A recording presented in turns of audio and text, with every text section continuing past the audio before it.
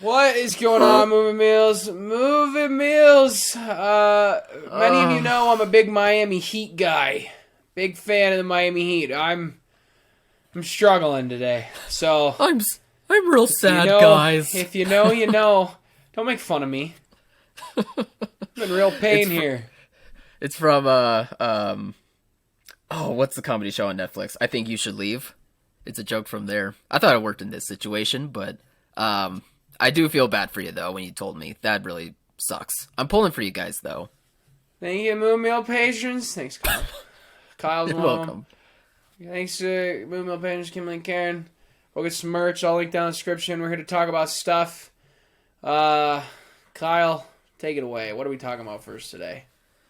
I thought we. How about the Miami Heat getting rigged? It's rigged, I tell you, rigged. These refs. I'm just kidding. There it is. Although there is, more evidence about conspiracies in the NBA than I've ever seen than that game. Like 3 seconds on the clock. You kidding me? Anyway, we're a movie podcast. Yeah. Go ahead. We'll save that for the sports guys. Well, I thought we'd start off with the easiest of topics, being about the new Safdie Brothers project. They were developing a movie for Netflix that's supposed to be centered around sports memorabilia. Right now, it's sounding like the cast is pretty interesting. I mean, they're going to have Adam Sandler back. They have been negotiating with Ben Affleck to star in it, as well as throwing in Megan Thee Stallion in a role of some kind. But the newest report about that movie is said that the Safdie brothers, while they are developing it together, it's looking like Josh Safdie is going to be the one directing, while they don't say anything about what Benny's going to be doing, but seeing as though he's been acting in quite a few big projects lately, I mean, not only Star Wars, but Oppenheimer, for example, I imagine that maybe he's just going to be moving on to doing some more acting stuff while Josh is directing this project. But the reports don't say of like what Benny's doing. That's just my own speculation. But kind of a bummer because I really liked seeing them as a pair duo, and they've been making great projects. I hope that they could keep working together, but maybe they'll come back eventually. But you know, I've just have liked them working together. But obviously, they've just gotten bigger since Good Time and Uncut Gems. What do you think, Alex? To me, this, I don't think is explosive news. If he wants to go on and act, that's great. I think duo directors doing their own thing is great. I think it's good to expand beyond yourself. I don't think you need to be linked together forever. So if this is the direction they're going, I think that's great. I really just don't see any reason about it. He's been acting in a lot of stuff lately. So, yeah, I mean, to me, this isn't huge news. I think it's an overreaction from, well, not you, but I've seen some overreactions on Twitter of people who consider themselves film savants. And it's like, how dare they? How dare they break apart the brothers who make My Uncut Gems, this glorious film? And it's like, maybe he wants to go be in a Fast and Furious movie. Looks pretty frickin' fun. So, I mean, great for them. I think breaking apart is great. We've seen duos break apart and go on to great success. I mean, Joel and Ethan Coen have not made everything together. They have taken breaks and made separate things. At some point, the Daniels will make their own thing, and we'll get 2 Daniel movies in a year, and to me, that's even better. So, I think this is fine news. I think good. I hope them both success. Hope the movie's good. Hope whatever Benny goes off and does is good too. Yeah. Yeah. I just echoed the same things. Speaking of those film savants that you like to impersonate, should we talk about the film savants that are on the anti-Florence Pugh bandwagon? Oh yes. How dare she? How dare she get a paycheck? How dare she have some fun in her life? A young actress. How dare she? We haven't seen every other actor do that. Look, listen to what Helen Mirren, Dame Helen Mirren said it correctly, okay? She joined Fast and Furious and everyone was like, why on earth are you joining Fast and Furious? And she said, because it looks a lot of fun. I get to be in a car, I get to do all this crazy stuff. I watch it on screen, I'm like, look at me, I'm old, this is amazing. Look, this to me is a problem with the film society, okay? I'm going to tell you right now, if you study film, if you love these artistic avant-garde movies, that's amazing. If you do not study film and you love every movie that Jason Statham makes, if you love every movie that I can't think of another actor, I feel bad because I like Jason Statham quite a bit that I'm pointing him out only, but if you like these Fast and Furious movies and you like all these kind of dumb fun movies, that Gerard Butler, another one, has been putting out lately, Yeah. that's Liam great. Neeson, It's old man art. era.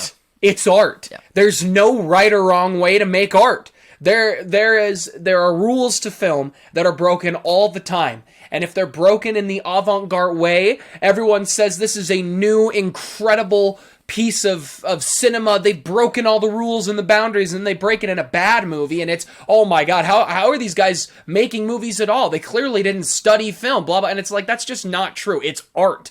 Every art is allowed to be liked and disliked. So for an actress of Florence Pugh's caliber, who has been doing bang-up job after bang-up job, I would love to see her in lots of things. There's no reason I should not want to see her in Marvel as well as Midsommar. I want to see her in both. And she does both. We've been seeing people like Adam Driver do Marriage Story and then bounce back. Actors have even talked about that's what they like doing. They do the big superhero movie, they go to a small independent movie. We've seen Chris Evans do small independent movies, and no one freaked out at him because his independent movies weren't at the caliber of some of Florence Pugh's independent movies. They weren't this deep ground uncut. They were just small budget independent movies. That's what an independent movie is. It's small budget. That's what it is. The original Star Wars is an independent movie. It had a small budget. Everybody thought it was whack and weird. That's what an independent film is. Here's another thing I freaking can't stand about people. The goal of an actor is to be successful, to make money, to expand your range, to do all these things. It's an artist's goal. That's their goal. My goal is not to make barely any money and to act in your off-Broadway production that is, whatever Barney Stinson did in How I Met Your Mother for 5 hours where he's squirting water and pretending to be a robot. That's not your goal. You can enjoy expanding, but the goal of any actor, I think, is to be able to get to a spot where they get to be a little bit more picky about what they do. They're financially secure in what they're doing. They get to take care of their family. That's their goal. Marvel's a way to do that. When Marvel comes and says, hey, you get a chance to bring this character to life, that is a big deal. That's a great thing. There's no such thing as a sellout. That's their freaking goal. People say with artists too, oh, this artist sold out. They didn't sell out. They got paid for what they wanted to do, and they are doing it enough where they can get paid to feed their family for the rest of their life. Do some people take this crazy route where they make all these and it feels like they're only doing paycheck movies? Yeah. And that's also fine, because maybe that's their goal. They don't want to expand their range as an actor. They want to get paid to do something they enjoy. All that's fine. If you are truly angry at Florence Pugh, you need to go outside and touch some grass. You got any thoughts? Yeah, I think getting mad at actors for making bank is very silly. I think for some people who do enjoy movies, they tend to forget that they probably discover actors or discover different types of movies through like the blockbusters that they see. I mean, I know for myself, honest to God, I was able to get into movies as much as I did because I was discovering Me. Me. I was kind of discovering Alex was a big part of it, but I did discover Me. I did discover, different types of actors or just the idea of like how how artistic expression can be put into something like a blockbuster because of, Man of Steel or Avengers movies. Everyone just has their different own path when it comes to discovering different types of movies. And on the actors side of it, for what projects they choose, look, we always want to see actors do different things and not just, superhero stuff, but that's on the audience. Like, the audience should be the ones making way to do that. I kind of am losing my train of thought now of what I'm trying to say. I just don't see it, like you, Alex, being that big of a deal, because yes, there is art being put into like an actor's performance, but they also do need to make money to be financially secure at the same time. And we have seen many actors be able to handle both. I mean, many Star Wars actors have been able to, do very interesting different projects that have led them to, being nominated for Academy Awards, for example. Adam Driver alone, in between Star Wars projects, was able to work with Noah Baumbach twice, Martin Scorsese, Ridley Scott twice. He even got nominated for an Oscar during that stretch. So it's not impossible for an actor to be able to schedule around big projects to be able to do smaller stuff. Some schedules might be difficult than others, and they might just have to work that and get on the other side and be able to have their own choice once they're done with those franchises. But for the most part, actors can find a way to schedule around their work. So it doesn't worry me that Florence Pugh is doing both projects, because seeing her in smaller stuff and being able to build her career to where she got an Oscar nomination and she was able to land a big Hollywood blockbuster, like, that's awesome for me as a fan of her work. And it's also really refreshing that she's still able to do both. She has an interesting project up on Netflix I have yet to see, but it sounds way different compared to what she was doing on Black Widow, for example. So I think for those complaining, I don't know if it's like the independent cinema space, like work-wise, or if it's, people on Twitter who are just on the side of being film snobby, but just make sure that if you really love these actors, that you are supporting them outside of the blockbusters, I'd say. That's kind of what I was trying to mention a bit earlier before I lost my train of thought. I think it's mostly people in the indie sphere of Hollywood is what I believe her quote alluded to. That's kind of what I feared. It's just look at somebody like Naomi Harris. Okay, Naomi Harris comes out in an indie movie that's amazing in 28 Days Later, and she goes on to be in No Time to Die. She's in Venom. She's in Skyfall. She's in Pirates of the Caribbean. She's in Rampage, and then she's in Moonlight. Mm-hmm. Oh no! How dare she? Pick the roles that you want to pick. Like, if you get to that option and you get to pick and choose, or people approach you and say, we'd love for you to be in this, that's amazing.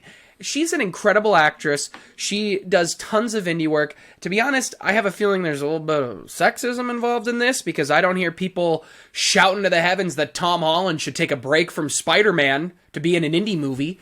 Like, you don't hear it the other way around ever, People have gone on, look at Andrew Garfield. He did 2 Spider-Man movies, and then he also went on to be with Scorsese and made Hacksaw Ridge and made all these really great movies that are getting him Oscar nominations, and they're, really letting him have range as an actor.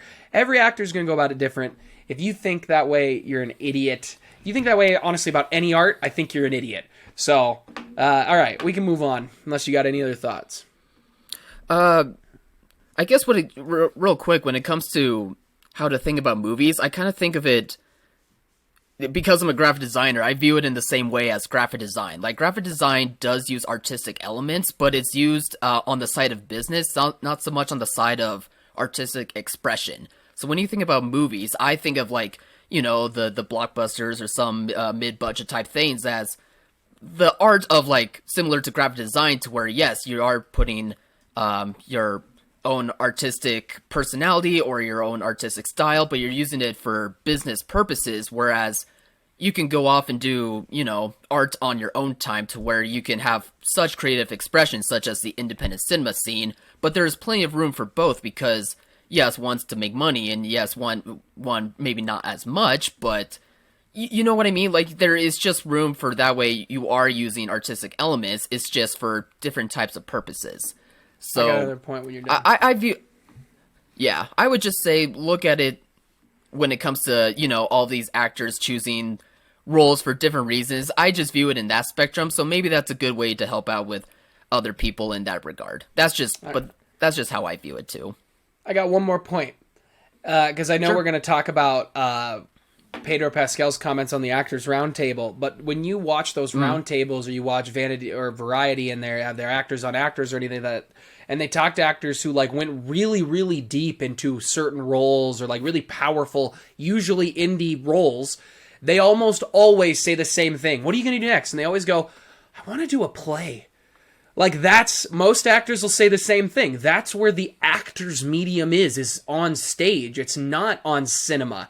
And so when, the old saying is that the stage is for actors, TV is for writers and directors are for cinema. And there is a lot of truth to that. I think that it doesn't exist as much anymore, but I do think there's a lot of truth to it still. But that's what most actors want to do. If you want her to go truly be the incredible indie actress she is, why don't you go support her in whatever, play she's going to be in next, when she does that. Yeah. Anyway, we can move on. Well, do you want to talk about the Hollywood, the newest Hollywood Roundtable? Yeah. Since you kind of mentioned it, I'll let you take the lead on this one because it seems like you had quite a gripe about what became of the great interview that happened on Hollywood Report's new Roundtable. So I saw a headline on Collider, and I like Collider a lot. Used to be a big fan of all their shows back in the AMC days, things like that, but they have become a little clickbaity. And the headline was something like, Pedro Pascal confirms he's not in the suit for The Mandalorian. And it's like, okay, so I clicked on it, realized that they pulled one quote from the Roundtable, and then it had a link to a different interview that was an interview on Collider, so I watched that thinking, oh, this must be where he talked about it fully. He doesn't talk about it at all. And I was like, where is this quote coming from? So then I do some more digging and see a bunch of other people talking about it, and I see that it's on a Hollywood Roundtable of drama actors. And I was like, first of all, I didn't even know this dropped. This is phenomenal. I love the Roundtables. They had tons of great actors on there. And so I watched it, and I watched the whole thing, and I wanted to get a point. And I have really hated this argument for a while. And to be honest, it mostly comes from friends in our circle who act like Disney has done such a devious thing by having Pedro Pascal be in the suit and not show his face, that he should have been showing his face the whole time. And to me, my response is always the same. You don't complain about it with Darth Vader, so you shouldn't have to complain about it now. Darth Vader is not less menacing because James Earl Jones wasn't in the suit. And so to me, that has always been a moot point. And when people argue to me still about Pedro, but they don't say anything about Vader, then I know that they just have to stick to their guns and they want to feel like they're right and they just need to chill because it's fine. But Pedro in the interview, when they ask him about it, he does say that it took some trial and error. I'm going to butcher it. I'm going to try to get as much as right. But he talks about how there's trial and error and a lot of experimentation with him being in the suit. And that he physically wasn't capable of being in it for 4 months. Now, we can sit back and go, well, that makes sense. When you do stunts, you should put a stunt double in. And I think it was very clear because he kind of jokingly says it, but he says, oh, there are things I'm going to carry with me forever. And he points to his shoulder. And to me, that's very much him saying he received a shoulder injury or a back injury while filming The Mandalorian in the first season. Because people have been saying for 3, 4, 5 years since The Mandalorian first season came out that Pedro's never in the suit. He's barely in the suit. He only shows up when he has to take the mask off. And then I've heard reports that that's not really the case for the early couple seasons, that for season 1, he was in it quite often. And for season 2, it was less, but he was still in it quite a bit. And then season 3, not at all. Now, if you're an actor who sustains an injury like that, but you love the role, and it's already a lot of voice work, it sounds like, okay, I would love to be in the suit, but I don't need to be. Also, he talks about how it allowed him to experiment and then go on to do some other things. He did The Last of Us and Mando, it sounds like, at the same time. And to me, I would rather have him do that because I didn't feel The Mandalorian was worse this season because, and I'm not saying worse because in terms of other things, I'm specifically saying I don't think The Mandalorian was worse because he didn't take his helmet off. Like, I truly didn't think it was worse than episodes I know he was in the suit for every episode compared to any episode in season 3 where I now know he's not in the suit for any of it. I don't think I felt the quality was worse on that metric alone. So, I think it's dumb. I think it's a dumb point where we're acting like people act like Pedro Pascal was a super loved Hollywood actor until the last 2 years. He wasn't. Game of Thrones fans knew him, But a lot of common people went, he looks familiar. He was in Game of Thrones. He gets Kingman the Golden Circle. I don't think that movie blew him up to the point where he is now. He was blown up from Mandalorian and from The Last of Us. That is what has put Pedro Pascal on this map. I truly believe. And I mean, I've been a fan of him forever, but I'm a big fan of movies. But I do not think common goers knew who he was until now. So I think that it's just, I don't know. I think it's a moot point. You got any thoughts? I don't know. For myself, I just assumed that he was filming Last of Us and Mandalorian season 3 at the same time, and that was that was why we didn't see him take off the helmet all that much. So I didn't really think too much of it. I thought that there was other things to worry about with Mandalorian season 3 outside of that. Yeah, I guess the comparison between Vader and Mando in terms of like, why didn't Darth Vader take out the helmet off? I don't know. I mean, maybe like some criticism could be that he does take the helmet off, Kyle. Well, Vader does take the helmet off in Return of the Jedi. But you know what I mean, though. Like that argument of him taking it. Wasn't that what you were meaning? Like him taking off the helmet more in the previous Star Wars movies? I'm saying people complain that Pedro should show his face. It should be obvious that it's Pedro Pascal for pretty much all of Mandalorian. That he should be showing his face, because why hide a great actor? Why do that?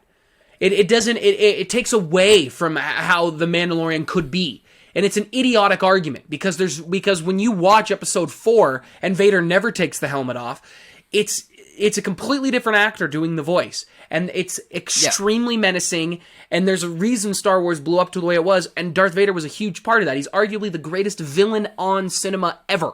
And it has nothing to do with the fact that James Earl Jones is a great actor, and David Prowse, who was a bodybuilder, who did not really go on to have an insane acting career after being in Vader for 3 movies. It had nothing to do with that. So, it's a moot point to me. It's just dumb. Okay, now I'm understanding that a bit better. Do you think that a more fair criticism then would be because of the context of Mandalorian, he no longer does have to keep the helmet on anymore, so it would have made more sense for him to take it off more frequently? I'm trying to remember season 3 now, but it doesn't seem like... It seemed like he... Well, I guess then again, he did become one of that group again, that... Yeah. What? Yeah. What are you all talking right. about? I was thinking that in season 3, like, he didn't feel the need to have the helmet on anymore, but then I remember that he was tied to his original group of Mandalorians who still kept the helmets on, so never mind. I don't know what I'm talking about. You made a good point. I know. Sean Gunn really should have just done the voice for Rocket all the time. Obviously. Sean Gunn should have. He should have. Why are we not seeing Bradley Cooper as a CGI AI face over the body of a raccoon? It should have just been Bradley Cooper's face on the Rocket's body. Pedro Pascal even said, and I think people who just are sticking to their guns would be like, well, of course he says that. And it's like, you clearly, like, Pedro seems like a nice guy, but he said in the interview too, he prefers the way it is done, because he thinks he can add more to their great performance, not that they're taking away from his great performance. And Bradley Cooper has also been talking about that too with Rocket. He's like, I get the last laugh, because they'll change Sean Gunn's CGI, or, you know, from how he did it on set when they're doing his face, to really more of Bradley Cooper's. So, and Bradley Cooper gets to add lines in that wasn't even a joke on set, that the act, like Chris Pratt doesn't even know was a joke until he sees the movie. So, it's just dumb. Anyway, we can move on. All right. What do you want to talk about next? I don't know. You're the guy, man. You're the guy it's me. Here. So how about we switch over and talk about this Sam Raimi rumor that we're hearing about? What's the rumor? Well, I don't know where it spawned from. We just keep seeing it popping up on Twitter, but Sam Raimi has been in talks lately for Avengers Secret Wars, and you just told me this today that he's also in talks for Star Wars potentially. I told you that when I sent you the article. I didn't catch it. I'm sorry. Wow. Wow. Yeah, I've seen 2 rumors. Rumor that Marvel would like him to be... there's actually 3. That I have heard that Marvel wants him to do Doctor Strange 3. I've seen tweets saying that there's rumors that Marvel wants him to do Secret Invasion or Secret Wars, whatever it is, and that Secret Wars, Kathleen Kennedy is also considering him for a Star Wars film. And I'm okay with all of it. He's a great director. I enjoyed Mom. I thought Multiverse of Madness was good. I loved the horror stuff he brought to it. There are some things I didn't like about it. Felt a little rubbery, things like that. But I loved that at least they tried to do something different. It didn't necessarily, land perfectly, but I thought it landed well enough. I had a great time with it. So I'm very much okay with this. I think Sam Raimi's a great director. He's a proven superhero director. And he also came into Doctor Strange and the Multiverse of Madness kind of more last minute, and he had to quickly rewrite scripts and do all this stuff. You give him a project with a couple years in advance, and I'm all for it. If he did anything in Star Wars where he could pick what he wants, I think we would get an incredible movie with the way his brain works and his script writing works. I'd love to see it, and I'd love to see who Bruce Campbell would play in all of those movies. What do you think? Yeah, obviously, in the past, Sam Raimi has been able to hold down the fort when it comes to a blockbuster very well. It was really exciting, too, to see him come back after a hiatus to do a big project such as Doctor Strange. Now, for me, did it stick the landing all that much? No, but I do think that's because of its writing, especially from what we've heard.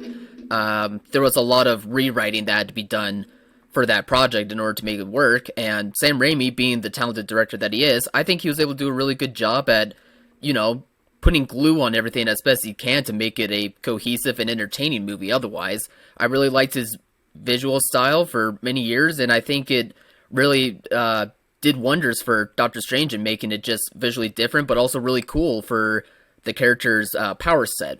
So, yeah, I just thought that he did a good job in that regard. And if any of these rumors are to be true, I'm not terribly surprised if it comes to fruition, because it does seem like he's always been able to play ball really well when it comes to the blockbuster machine. We've heard stories of him, having to handle hoops and hurdles for the Spider-Man projects, and I'm sure working on Doctor Strange would be no different, but he would be able to handle it with another Marvel project or with another Star Wars project.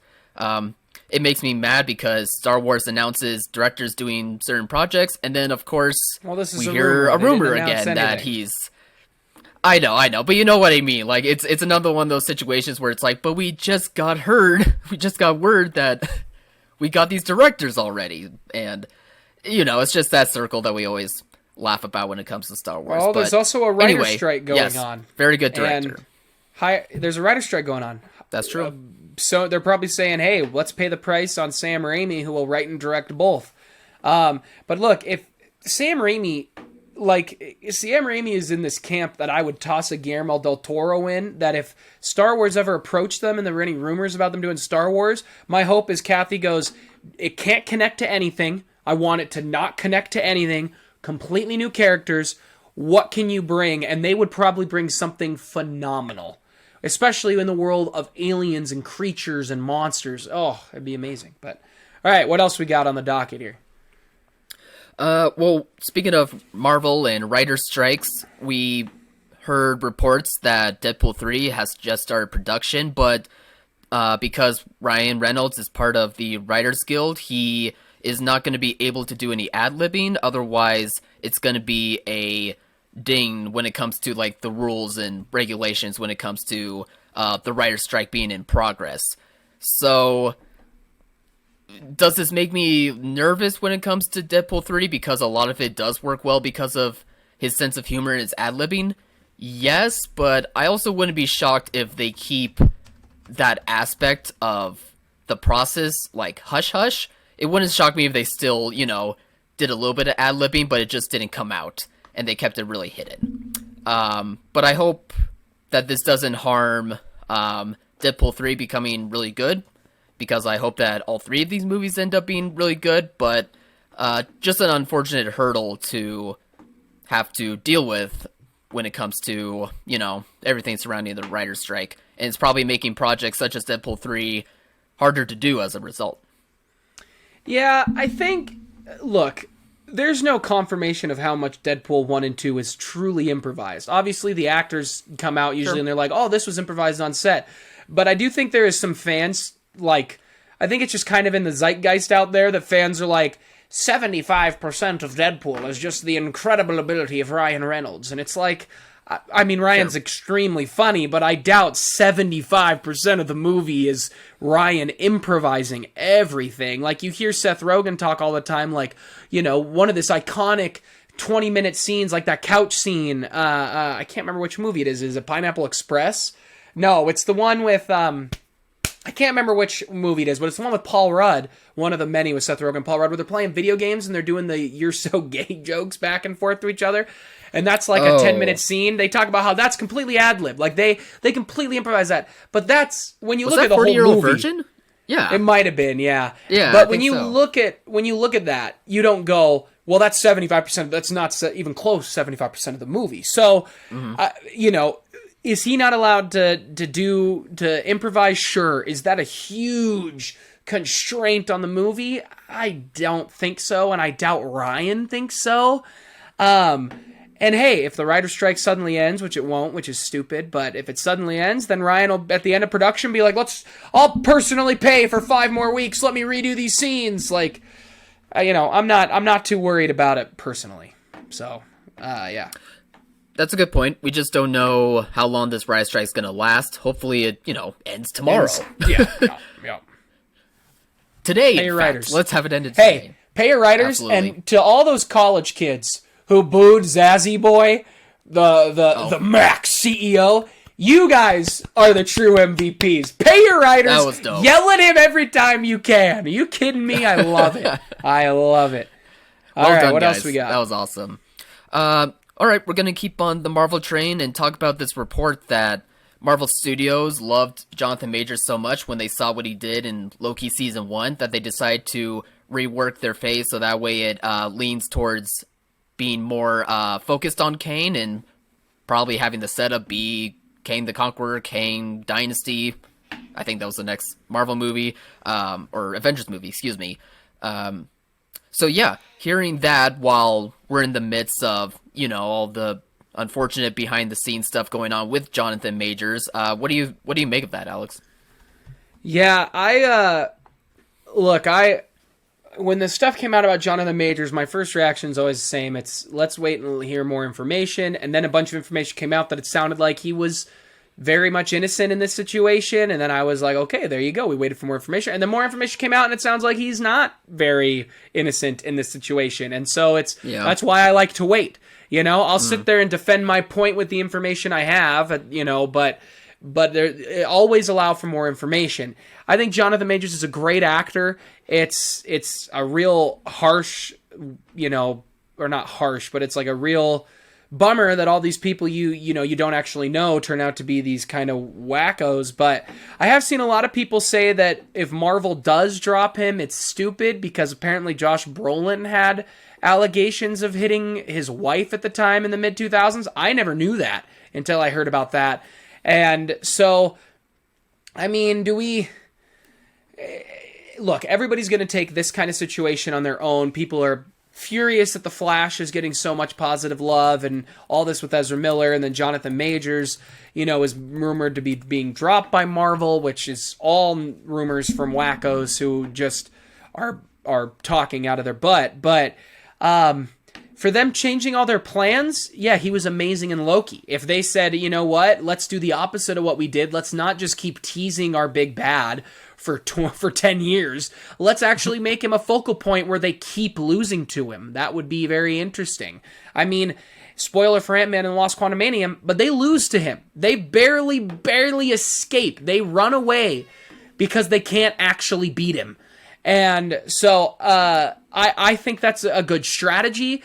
This campaign to replace Jonathan Majors with John Boyega, If that happens, I love John Boyega. I think he would do a great job as Kang. I've heard rumors that Marvel should just go with the Beyonder. They should go with Doctor Doom, and that he actually kills all the Kangs, and it was never going to be about them anyway. All that sounds fine. Make something good. Jonathan Majors, I hope changes his ways with this newest information. Still want to see if more information comes out. You're allowed to change your opinions based off things. So yeah, what do you think here? Well, hearing this report in itself kind of surprised me because for me, I guess because I just don't know the source material a lot, but I just have enjoyed Kane for how much I've seen him in, comics or animation, where I just always assumed that he would be a logical choice to be the next big bad. So hearing that once they saw him as Kane and deciding to pivot to him being like the central antagonist leading up to a big event rather than, whatever alternative they might have had, just surprised me a little. But, it just goes to show that Jonathan Majors, for all of the baggage behind him, he is a talented actor for sure. We saw that with many of his other projects, and it was really exciting for him to be able to land a big role like this. It was a big deal for his career. But now we are in this situation where we don't know all the information ourselves, but probably the studios might have a lot more information, and they're still trying to decide whether they should keep him around or not. I think for Loki Season 2, that's about to come out in October. There's just no getting around that. They're going to have to bite the bullet and just have him appear, I don't know how much capacity, but he's going to appear in Season 2. They're not going to try to shop that and fix that somehow. Assuming they actually want to get rid of him. There's no actual tangible thing that says Marvel truly does want to move off of him as Kang. For sure. This is just all speculating. And within my speculation, I assume they're not going to really mess with Loki Season 2 all that much. I think once that's done with, we might have a bit more of a clear knowledge or insight into like what their direction with Kane is going to be. Maybe it is going to be a recasting thing. Maybe they are going to wait a bit longer, and once the dust settles somehow, then they'll just keep going, and maybe they'll just have Kane move off for a short period of time and then loop back to it. Or maybe they will just recast in the moment once Loki Season 2 drops or not. Like, again, this is just all speculation. These are just ideas that we're coming up with. But in terms of the story itself, I just found it very interesting because Kane just seemed like a logical choice for me as the next big bad. But you never know with Marvel. They always have so many different plans on like a whiteboard somewhere, So they have many backups, I'm sure. Yep. What's next? We can cap it off with one final Marvel topic, or one final Marvel rumor, and it's about the Fantastic Four again. Yay.